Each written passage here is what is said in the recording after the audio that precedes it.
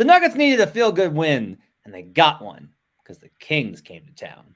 This is Locked On Nuggets.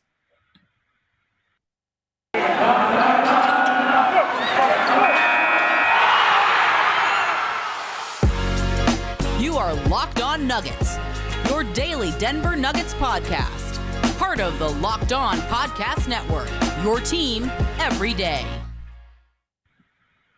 Welcome to Locked On Nuggets, your daily Denver Nuggets podcast, part of the Locked On Network, your team every day. Thanks for making this your first listen each and every day. We are free and we are available on all platforms. Today's episode is brought to you by PrizePicks. Check out PrizePicks.com and use promo code NBA or go to the App Store and download the app today. PrizePicks is daily fantasy made easy. So before we get started, I'm Matt Moore, senior NBA writer of the Action Network. He's Adam Mares,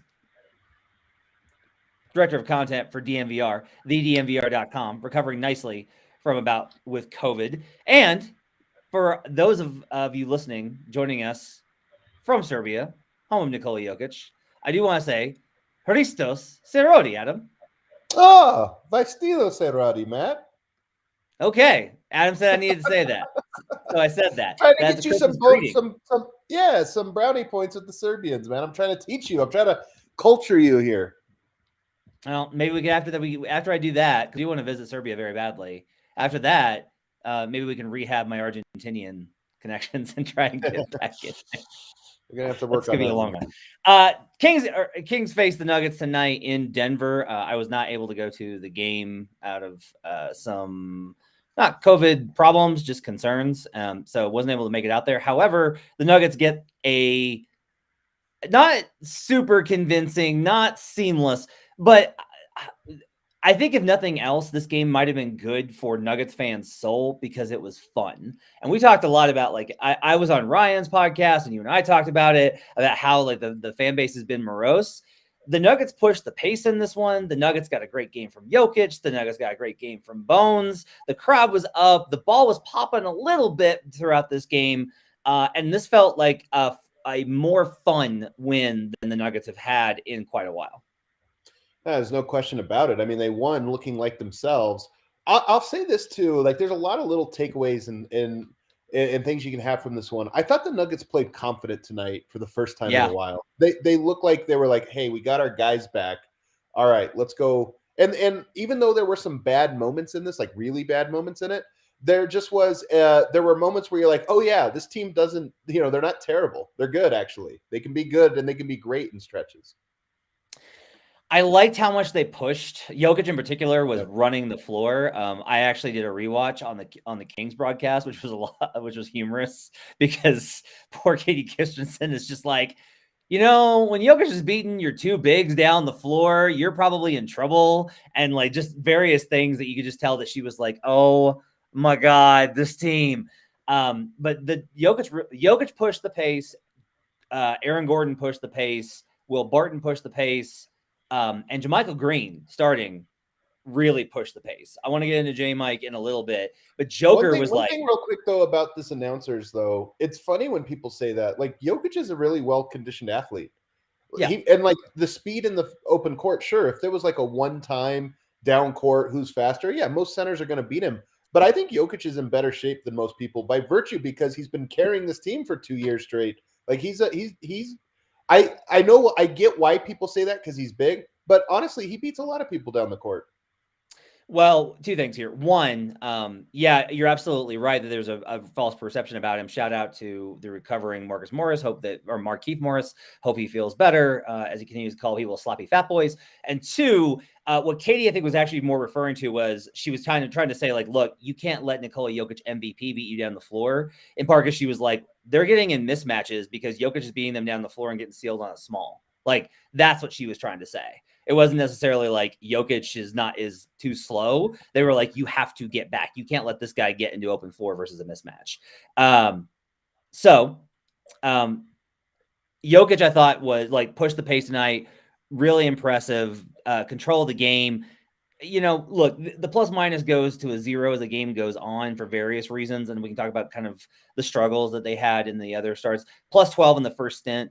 But Jokic goes for 33, 10 rebounds, 7 assists, 2 steals, 2 blocks, this was important to me. 7 assists and 2 turnovers is what they needed to see. 13 of 20 from the field, 3 of 6 from 3-point range. Marlo pointed out, he was like, Joker looks like himself for the first time in a while. Like he's been putting up numbers, but he looked much more like himself in terms of not looking as frustrated, not looking as worn down. There was a pep in his step, and he was focused and intent. He looked really good tonight. Matt, this is one thing we butt heads on continuously, and I'm right, and you're going to see this eventually. Turnovers are often a symptom of a problem, not the problem themselves. What happened tonight? You bring back Monte Morris in the starting lineup. You bring back some spacing. You bring back all the guys. And all of a sudden, you have 7 turnovers instead of 24 or whatever they had the other day and whatever they've been averaging over the last handful of games. I think Jokic, by the way, had been in a little bit of a mini slump. I mean, he's been rebounding the hell out of the ball. I mean, that part of his game has been consistently there.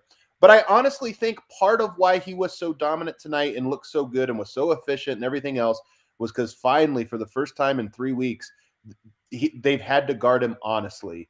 And they've had and the team just had lineups that made sense out there. And to me, these things are all connected. So I'm not surprised. I mean, 7 turnovers total is really low for a team. 2 for Jokic is great. But I'm not surprised that the numbers are lower than what they've been over the last few games because, again, they treated – and that's not even they treated it. They got guys back. So the problem was addressed, and then the symptom of it got better. Yeah, that's fair. I'm not arguing with you on that. I think with him, like, I'm way past being like, oh, he's too sloppy with the ball. Trust me, like, I'm doing a deep dive on Steph Curry's passing. I can tell you what sloppy with the ball looks like during passes.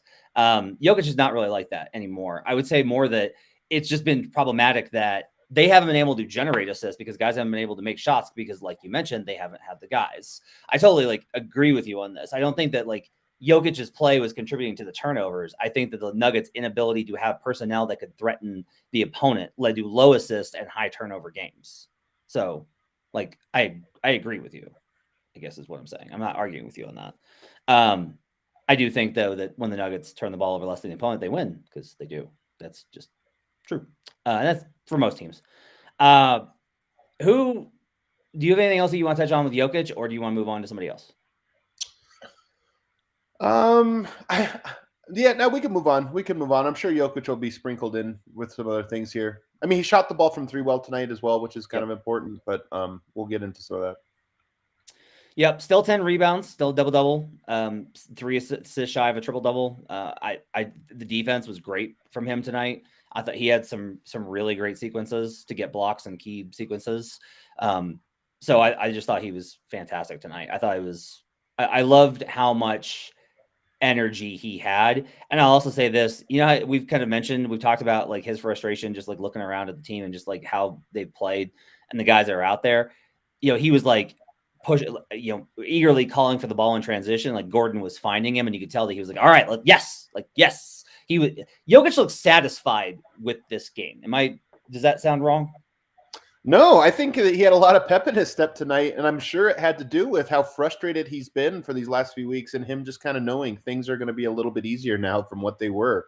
So this is why I said this was an optimistic game for Denver. There was a lot of just positive energy from the team tonight, and I think in many ways they probably feel like there's a weight off their shoulder, and I think they probably should feel like this is their moment to make the move. Let's save the bench for the second segment to talk about how good they were, because they were huge tonight, especially as the starters were plus 12 and then minus 12 the rest of the way, essentially. Right. But I think with the rest of the starters, there's a couple of things to talk about. Look, Will Barton had 10 points and was 3 of 9 from the field and 2 of 6 from 3. I thought Will played great tonight. That was me. I thought Will played great tonight, especially I think he had 6 assists. He had some absolute dimes, and he hits a 3 right out of the gate. He hits 2 really slick passes in the first quarter that got them that big lead. I thought Will played really well tonight. And even when they were trying to get things on track, I thought he did a good job of making sure the ball got to Nikola consistently. They were trying to really challenge him on the edge. challenging the entry passes, and Will did a very good job of patiently making sure that Jokic got the ball in the spot where he needed it. No question. I thought he was good tonight too. Wasn't great because he didn't make a lot of shots, but I think it's like, I saw something in Zach Lowe's article today. He was talking about Kevin Love, and he said, we're really good at noticing turnovers, but we're really bad at noticing a lack of turnovers. And I think sometimes we're really good at noticing when Will shoots too much, but we're really bad at noticing when Will doesn't shoot too much. Tonight, he took 9 shots. And at least one of those shots was a grenade that he just had to launch at the end of a shot clock. So he goes 3 of 9. There was, 1, 2, 3, 4 players on the roster that took more shots than him. And then Jeff Green, Aaron Gordon, basically right there. And Will played the most minutes of anyone tonight. So again, when you have weapons, he can step into this facilitator role, which is what he did tonight with 6 assists. And you're right. He knew where the hot hand was tonight. It was Jokic, and he kept feeding him. I've been really impressed with Aaron Gordon in terms of how much he's played within himself. We've kind of discussed this about, I have a hard time figuring out with Aaron because in Orlando, he had such a habit of playing outside of himself. And here he is so disciplined in trying not to do too much. Yeah. And that's such a good thing when they're fully healthy, and they're so far away from fully healthy that we've talked about, okay, does Aaron need to be more aggressive? Does Aaron need more opportunities? But just another really good night from him. Only 10 points, but 10 points on 4 of 7 shooting, 3 rebounds, 3 assists, 1 steal, good defense, timely passes, moved the ball. He had secondary assists, a few out there that got the ball to other guys. Heads up plays, big dunks. The Nuggets had so many dunks, and Gordon had a few. I thought it was another really good game from Aaron Gordon as well. Yeah, for sure. You're right about him being able to scale down his game. I don't know if you saw this. Chris Finch had a great quote the other day when he was talking about Jared Vanderbilt, and a little bit also referencing Patrick Beverley. And he was just saying, when we got Jared Vanderbilt, a lot of my thought was, well, he can't shoot, he can't do this or that. How do we fit him in without ruining the offense?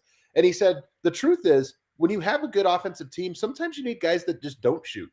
You need guys that don't do these things. And I think Aaron Gordon is a guy that he can score, and we've seen him have big games. But sometimes it's nice when it's hey, all right, Monte, Will, Jokic are out there, or hopefully in theory, Michael Porter and Jamal Murray are out there.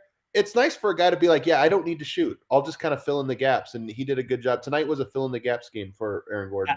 I think it's very telling when the guys don't shoot, because this is a game where the Nuggets as a whole, and this is a credit to them, their caliber of team, is that this team went out there and realized, we do not have to force this tonight. We do not have to try and somebody's got to make a play. If we just play good basketball, we're going to beat this team. And that's exactly what they needed to do. And look, that's a lot about the Kings, right? And you can worry about beating the good teams later, but you needed to get this win. You needed to play well. And when you have opportunities, you need to make sure that this team cannot afford, with where it's at talent-wise right now because of injury, it cannot afford to step on any rakes. They just can't. They can't. They cannot beat themselves. And they did a really good job of not doing that tonight. You mentioned Monte. I thought, look, -1, 5 of 11, 1 of 3. You can just tell how much better they are with Monte. Just a point guard. He attacked really nicely in pick and roll on the side, just calm, patient. Monte's just basic capability running offensive stuff is really crucial. And it makes so much sense that they were struggling without him, because the absence of a guard that does that, especially with the starting units against other starters, I think really stands out. Yeah, I mean, there's no question about it. And to me, you guys, this is my point I've been making, but it's the pairing too of him and Rivers together, and then Barton, being hit the 3. But tonight, you just had a lot more spacing. You had lineups that made a lot more sense, and it worked really well. We're gonna have to save the most interesting part though for the segment 2. Oh yes. Oh, we'll get to him. We'll get to that person. We'll do that when we come back on Locked On Nuggets. But first, I do need to tell you about PrizePicks. You've been hearing me tell you about PrizePicks for months. Have you signed up yet? Because they're daily fantasy made easy. If you've not checked it out yet, you're missing out. I'm telling you, you're going to love this app for the NBA and mixed spot pick'ems. PrizePicks has the best NBA DFS prop game on the market. They offer more NBA DFS props than any other DFS proper operator, and they offer all the superstars plus all the bench guys. PrizePicks offers any prop you can think of, from points, assists, rebounds, threes made, and all of our users that deposit and use promo code NBA receive a 100% instant deposit match up to $100. They allow mixed sport entries. You can mix and match with the last week of regular season NFL. Use the award-winning app on both the App Store and Google Play. Entries can be made in 60 seconds or less. It's that easy. PrizePicks is safe and offers fast withdrawals. Go to prizepicks.com today and use promo code NBA, or go to the App Store and download the app. PrizePicks is daily fantasy made easy. We'll be right back on Locked On Nuggets. Oh, but first I need to tell you about Shopify. My God, kidding. Just kidding. I need to tell you about Shopify as well, because that's also in the reads. All right. So Shopify is the absolute best way to get your store off the ground.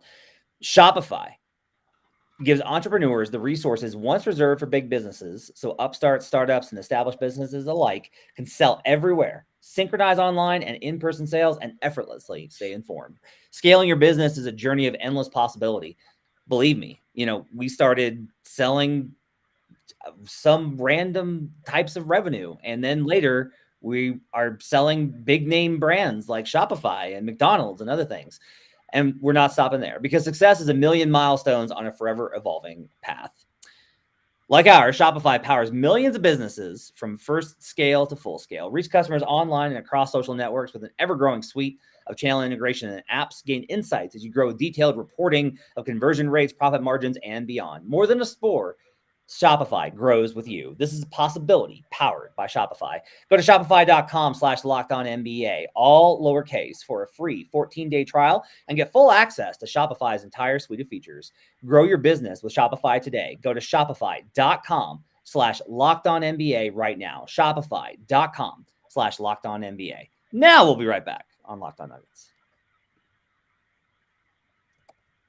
Back here on Locked On Nuggets, thanks for making this part of your day. Now make sure to make your second listen Locked On Now. It's the absolute best. It gets you instant recaps from all the different NBA teams nightly. Check it out, Locked On Now, wherever you get podcasts. Back here with Adam Mares, lots of folks in the chat talking on tonight. If you guys want to catch us, subscribe to our YouTube channel. Adam thinks we can get to 2,000 subscribers by All-Star. I think he's crazy. I think he's crazy. I might be wrong. I thought people would be more, into. I thought that challenging you. Rush. Yeah, he's challenging you. You need to go to the YouTube channel, sign up, subscribe, give us a like button. Even if you're not a big YouTube user, do it, because this is the best way for you to support us and show that you appreciate the show. You guys are so kind with your words. Now I'm asking you to do it with your actions. Just go to YouTube, open up the Locked On Nuggets YouTube channel, and give us a subscribe and a like. All right. JaMychal Green. Yes. JaMychal Green. He starts because Jeff Green's coming back from protocols. And J-Mike goes 6 of 8 from the field, hits a three-pointer, 13 points, 9 rebounds, rebounded the ball really well tonight, and finishes with a +2. The spacing with J-Mike and Gordon, as long as J-Mike is still struggling with a shot, it's going to be a little compromised, but the cuts were really good. Against teams that have better defensive space. Okay, hit me. No, cuts were really good. Cuts were really good. That's a yes. You were shaking your head no, and I was just like, okay, I'm already wrong. He thinks I'm a moron. Okay. Cuts were good. Okay. All right, the cuts were really good. Versus a better defensive team, I think that this lineup could run into issues. I'm going to be very curious to see what happens, what Popeye Jones decides to do next game out, as they face other opponents that are better, like the Lakers are this weekend, and the Lakers are definitely better than the Kings. Like, there's no question about that. So that the spacing lineup could be an issue. They may need to go back to Jeff Green. I thought it was funny. Singer asked him after the game, asked J-Mike, do you wish you played more with you, or what do you do you want to play more with Jokic or whatever? And J-Mike kind of sighed and was like, I wish. And it just like shows you, like, everyone's going to look better next to Jokic and everyone's going to look worse. Usually they look worse when they're not with Jokic. Tonight was an exception. We'll get to that in a minute. What did you think about J-Mike tonight? I thought it was huge. And it's kind of funny because it goes back to the Chris Finch comment, which is because you were talking about the spacing is going to be a problem. And it will. Like, there are going to be games First of all, I don't know if Denver's going to stick with this. I think Jeff Green will be back there before long. But one of the things that is important for a Jokic lineup, or has been at least traditionally, is offensive rebounding and really just putting pressure on the baseline, meaning not just having spacing around the perimeter, but having spacing inside. And Jeff Green did a great job of fighting inside tonight. There was gravity along the baseline all night. And as a result, Denver was just getting everything they wanted. I thought that's why the ball was popping. That's why all these things were happening, is Denver had another rebounder, monster rebounder there in there alongside Jokic. And I think that rebounding and that baseline pressure is one of the most underrated components of a great Jokic lineup. I mean, this is not like revolutionary or much of a different thing than we've been saying. But I do think one of the keys with JaMychal, and I would actually go back to his days in Memphis, and I would go to his days with the Clippers too. I think JaMychal has to play with guys that have some level of gravity. Like some level of gravity, because I think he fills in gaps very well. I think he struggles shooting this season for sure, but I think he fills in gaps really well, and he filled in the gaps great tonight. Now, one thing I thought was kind of interesting, he had like a huge dunk in the second quarter when they got, and that was when they like ran it up, I believe, to 19. And after that, then he started struggling because honestly, he looked tired after the dunk. Like he had been running so much that there were sequences where he was getting like they were getting beat down court. Like a good example of this was Alex Len was part of that big rush to end the second quarter, and Len wasn't doing it over Jokic. It was that they were pushing the ball down or running pick and roll. Jokic was helping on the guard, and then Alex Len got behind, and JaMychal would be the guy that would need to be there to rebound, and he wasn't because he was trailing behind because he was really tired. That was one thing I kind of noticed was like JaMychal played in bursts tonight, and I do think it was successful. And the up and down pace, I think, helped him and the ease of which he got buckets. But I did think that was kind of notable that he would have these like pushes where he would be like, it would be like dunk, dunk, rebound, rebound, dunk. And then he would get tired as the game went on because I don't think he played in stretches like that in a while either.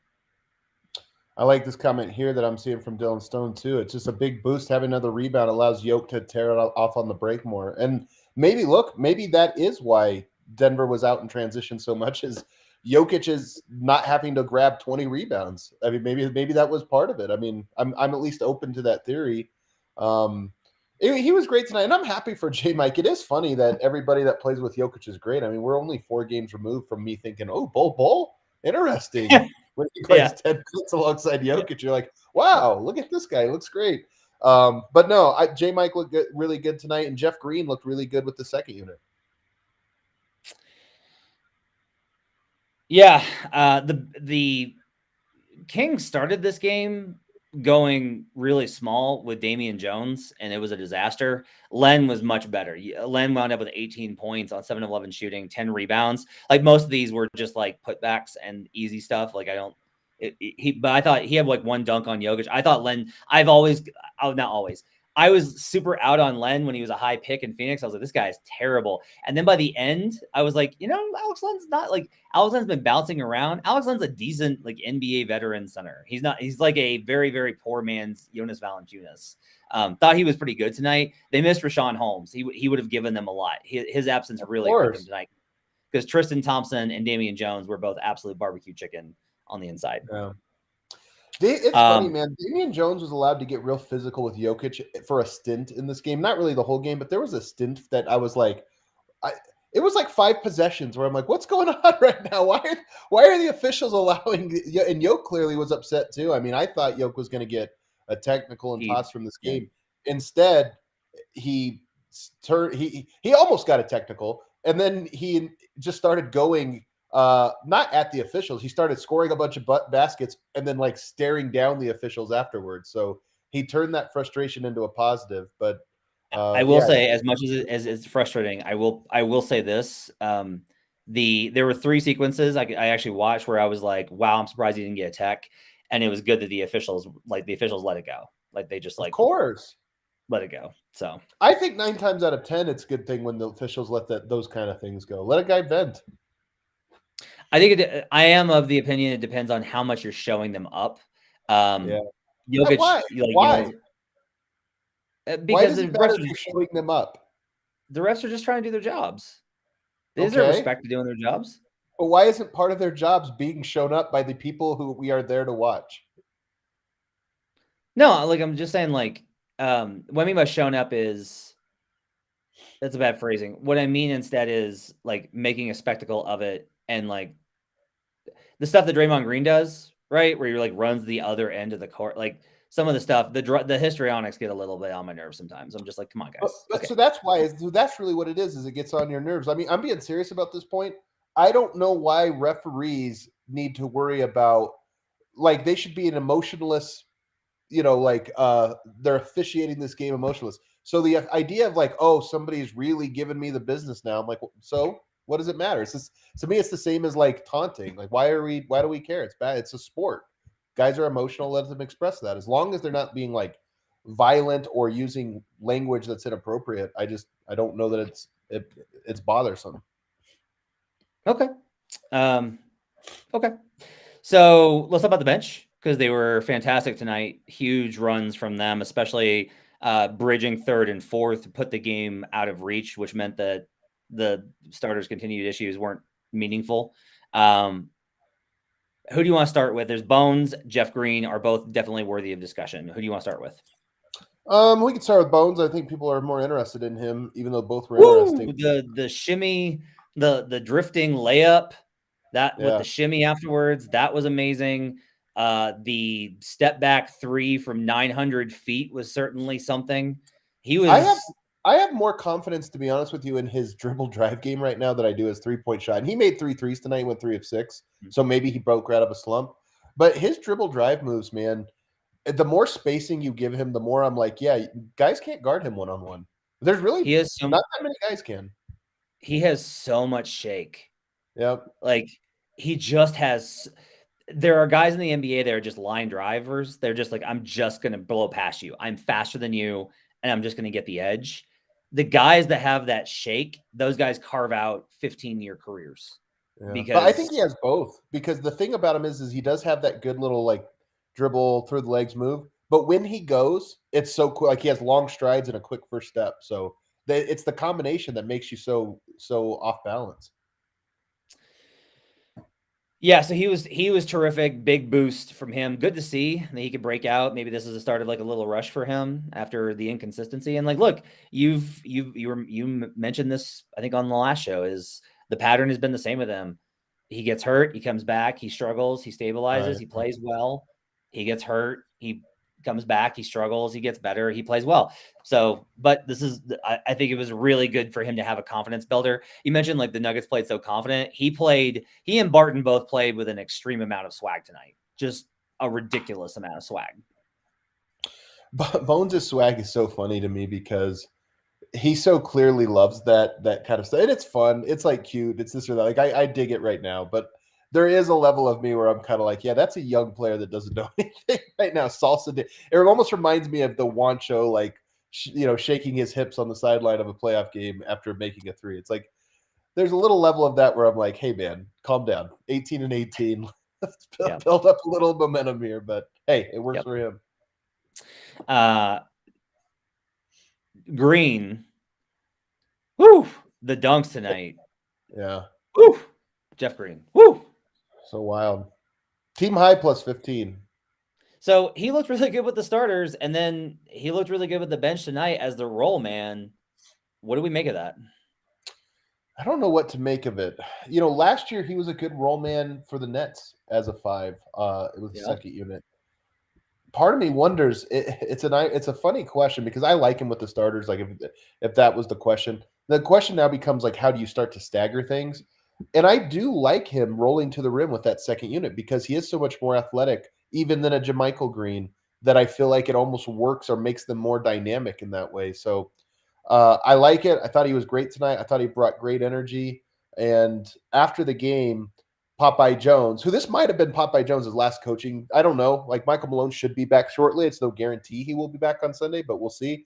But Popeye Jones hinted at Jeff Green will be the starter again. This was just a first game back off the bench kind of thing. Interesting. Yeah, I don't know. It's interesting. It's Blackburn in particular. who, by the way, I was on his podcast, the Pickaxe and Roll podcast. You should go listen to that. We talked about awards and all-stars and all sorts of stuff.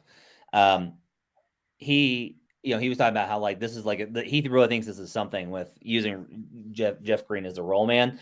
I will say I think the only problem is Green was in there a lot versus in that second half, especially versus non-Len lineups when it was basically Bagley and Thompson trying to defend, and that's how he was slicing and getting those dunks. Again, like a lot of this is, and look, I think it's going to be important. Here's like a very, very important point. As much as I'm going to say this is going to be harder versus good defenses, this is why I've been hammering the Nuggets schedule is absolute yogurt the rest of the way. They're going to face a lot of these teams that do not have rim protection. They're going to face a lot of these teams that do not have smart defenders. They're going to face a lot of these teams that do not have great offensive weapons. Like, this is the whole thing is they haven't just played good teams. They've played good, tough, smart teams. And they're going to play a lot of the other side of that.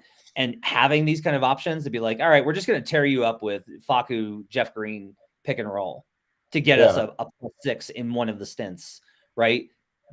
That works. That's something that can work. And so, for example, you look kind of down the schedule. They're playing OKC next on Sunday. OKC doesn't have any rim protection. They don't have any. They don't have any bigs. They have no reason to have bigs. They're not invested in having bigs. The Clippers have one because they have Zoo, but off the bench they play pretty small. And then they're going to play Portland, who Portland's second unit is without Zeller, and I think Larry Nance is banged up too. And also their defense is absolutely, just mind-bendingly bad. And then honestly, this is surprising, but the Lakers don't have any rim protection right now because they're playing LeBron and small ball 5. So there's all these kind of opportunities to kind of do these things and work on finding things versus maybe not such a strong curve when you've been up against it already with injuries. Yeah, definitely. I feel like this is their chance to make a run. It was interesting that they were 18-18 coming into this night because it did feel to me like the mark where it's like, okay, if you throw out this season, start it over, they're 0-0 effectively. What do they go from here? And this is their chance to really get some momentum going.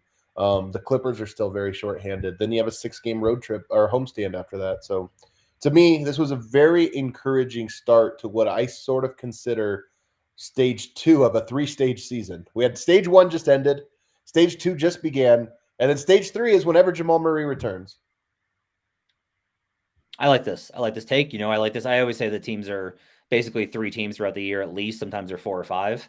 I like this take very much that we're entering phase 2. I think that's absolutely accurate. Phase 1 was season from hell. We'll see what phase 2 kind of projects. Do you have anybody else that you want to hit on? Phase 1 was definitely the shrugging emoji. Like I don't know. Like, what do we have to say about this group?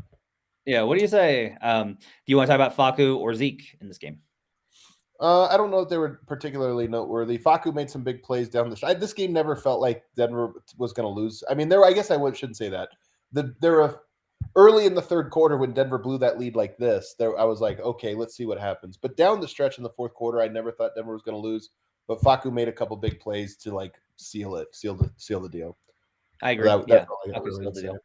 7 assists for Facu tonight. Another good assist night for him.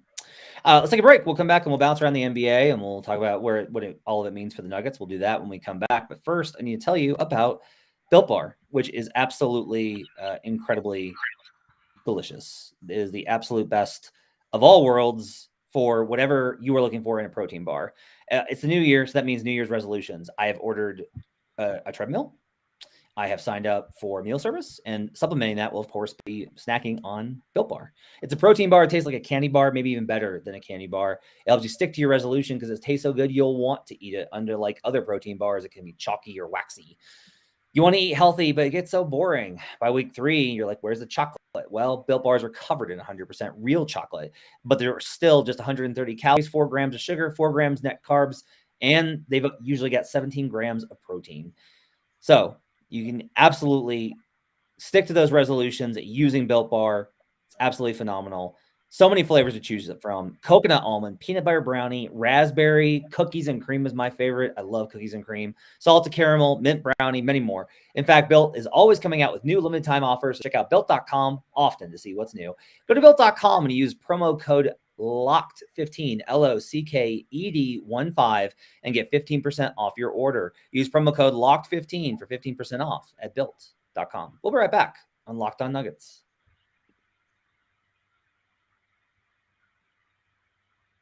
Back here on Locked On Nuggets. Thanks for making us part of your day and making us your first listen each and every day. Now make your second listen Locked On Bets, your daily one-stop shop for your gambling needs. Locked On Bets, hosted by your boy Q, with expert analysis and insight from Lee Sterling. It's free and it's available on all platforms. Final segment here with Adam Mares on Locked On Nuggets for Friday. Thanks for joining us, and thanks for joining us in the live chat on YouTube, which you guys can subscribe and like, which would mean very much to us, and we would appreciate it. Adam thinks you can get to definitely would mean a lot to us. Adam thinks we can get to 2,000 subscribers by All-Star. I think he's out of his mind. So prove me right, guys. We're only at 745, and I think we're at like 742 when I said this last time. So we did not make the progress I anticipated on our last call out. If you do not get us to 2,000, I'm going to spend an entire segment talking about that team that I'm not supposed to. I'm going to do that once a week. So you better go subscribe. I'm threatening you now. Just so you know, he's going to do that either way. So, but it is. All right, let's talk about the league a little bit tonight. Lakers have won 4 in a row. They're playing LeBron at 5, and that's been very successful. The defense still is pretty bad, but the offense is absolutely cooking. They are ahead of the Nuggets now in the standings. What are your thoughts on the Lakers, kind of their push recently? Well, they've played a lot more games at home and a lot fewer games on the road than the Nuggets. I think they're 7-9 on the road. They played 16 games. Denver's played 21. So that 5-game difference to me, I'm like, okay, if you look at this, and even 538's projections of the Lakers has Denver actually being comfortably ahead in the standings by the end. So I'm curious to see if that bears out. But nonetheless, I mean, the Lakers are the team that, at least on paper, always concerns you. And the fact that they've won 4 in a row, I'm curious to see how they keep that going. By the way, Denver plays the Lakers here in 1 week. 1 week from tomorrow. Yeah. The Dallas Mavericks get another win tonight versus the Houston Rockets. They've won 5 in a row, despite Luka missing, I think, all but 2 of those. They've been on a little bit of a roll here. The Nuggets are still tied in the loss column with the Mavericks. That's the good news. But are you concerned that the Mavericks might be getting it together? I still am kind of a little bit confused about their defense looks good and their offense is still struggling, and I don't know what to make of that.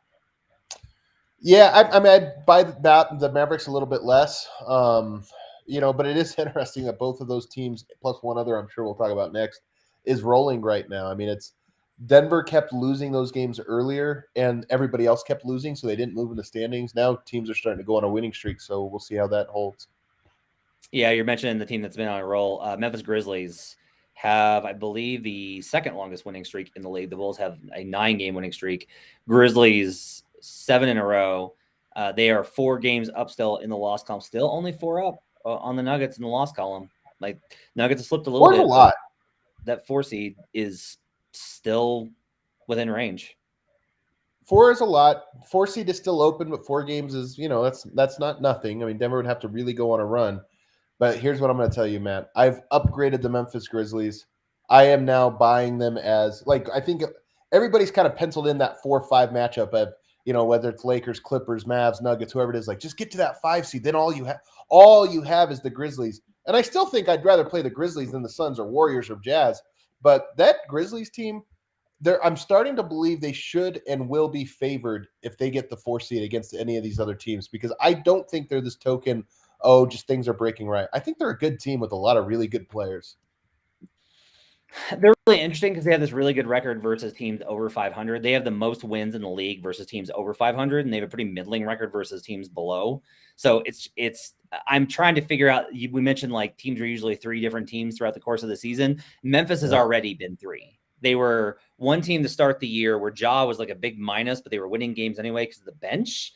And then they were without Ja, and they were this defensive juggernaut. And now they've been great with Ja and without, and they're just playing really great basketball. It's been a really interesting season for Memphis. It's been exciting. I think Ja Morant's been one of the most exciting stories of the season. I have compared them a little bit to the 2011 Thunder. I don't think that they don't have KD and Russ, right?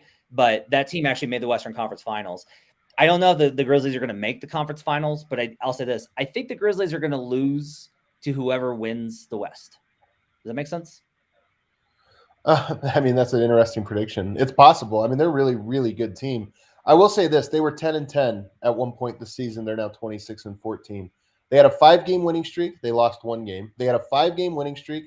They lost 3 in a row. That was when John Morant came back, and now they've won 7 in a row. They're just good, man. Like I honestly think they are a team that if Denver matched up with them, even with Jamal Murray, that's a team that's a problem. Like that was going to take Denver's best shot to beat them. I think they're that good. I got an interesting one here for you. The Clippers are 19-20. They're obviously really banged up. Paul George is out. They're missing a bunch of other guys. News from Chris Haynes over at TNT that Kawhi Leonard is ahead of schedule and a return is definitely possible this season. Yeah. I guess my bigger kind of thing here, impact wise on the Nuggets, is if you look at the West and you're like, we're gonna have to get through Phoenix, Golden State, Memphis, who beat us twice, and then we may have to go through Kawhi and the Clippers. Does that impact your thinking long term at all in terms of how you approach the deadline? No. I mean, Denver, I think, has a really good team, and we can't really evaluate them right now. So deadline moves, I don't know that there's this one move that you have to make. The only thing I'll say about the Clippers is I think they are the team that most has. They're really good. Also, they're just you can't tell it right now, but they have what I think might be the best coach in the NBA, or at least best playoff coach in the NBA. And they have a team that is really hard to beat because of how versatile and switchy they are. So I agree. I think the Clippers are really good. I don't know that I'm buying the Chris Haynes report, though. It was almost a non-report. It was more like hey, he could, but he could also not. We don't know. The reason I think it's notable is because Kawhi said at his preseason press conference that he deliberately signed a multi-year deal so that he would not be tempted to not come back to protect his free agency this summer. He wanted to be able to just be he said this. He said, I want to try and come back, and I wanted to not have to worry about free agency as part of that. So you have that, and then you have this. That combination of things does make me think it's at least on the table. Gotcha. All right. All right. I think it's going to wrap it up for Locked On Nuggets. Good win. Feel good win. They played exciting basketball. I think that was something that everyone in Nuggets Nation needed.